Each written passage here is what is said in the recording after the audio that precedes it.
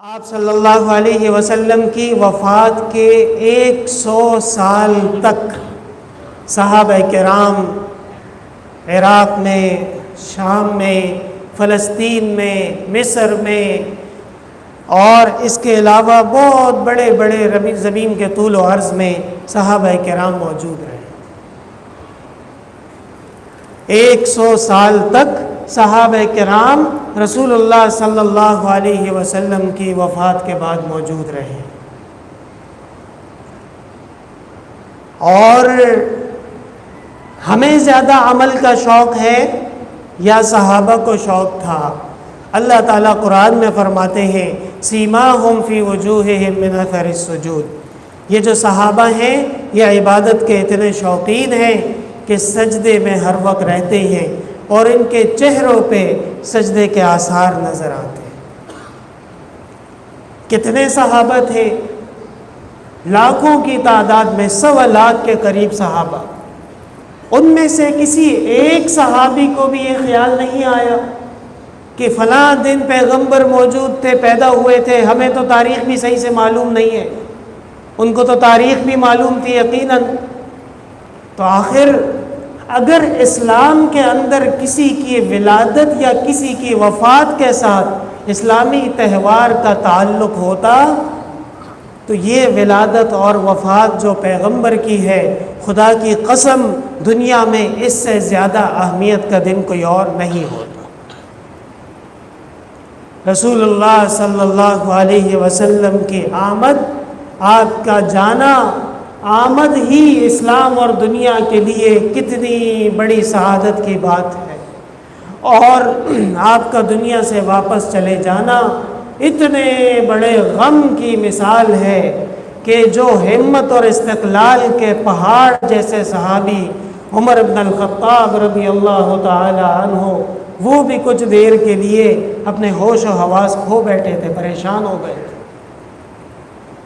لیکن اسی عمر کے سامنے کتنی دفعہ رسول اللہ صلی اللہ علیہ وسلم کی یوم ولادت گزرا اور یوم وفات گزرا، انہوں نے تو عمل نہیں کیا کوئی ایسا جو آج کیا جا رہا ہے۔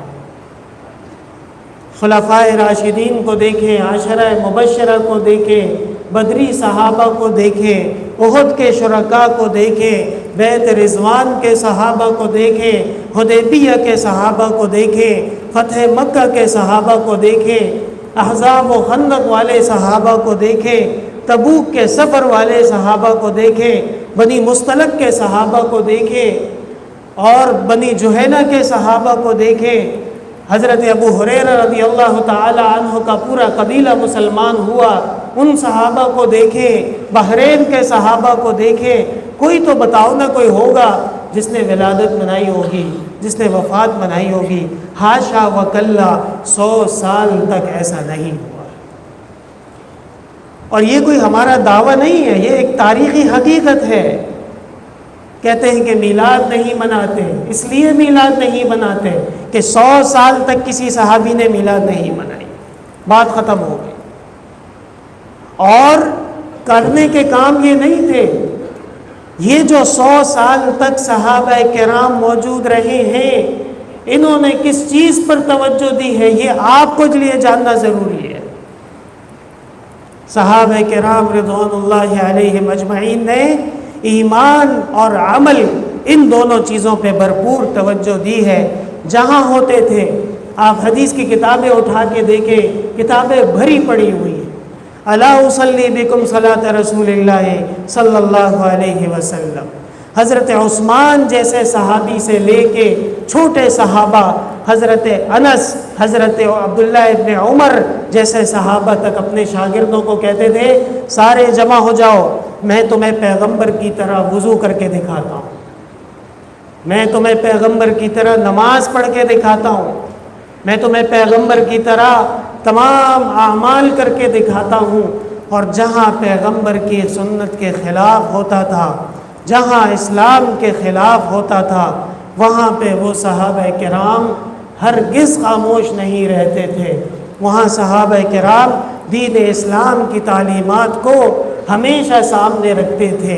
تو میرے محترم بھائیوں پتہ چلا، سیدھی سی بات ہے، صاف سا مسئلہ ہے کہ ہمارے اسلام کی بنیاد، ہمارے اسلام کا فلسفہ وہ تاریخی واقعات یا کسی کے ولادت یا کسی کے مرنے کے اوپر نہیں۔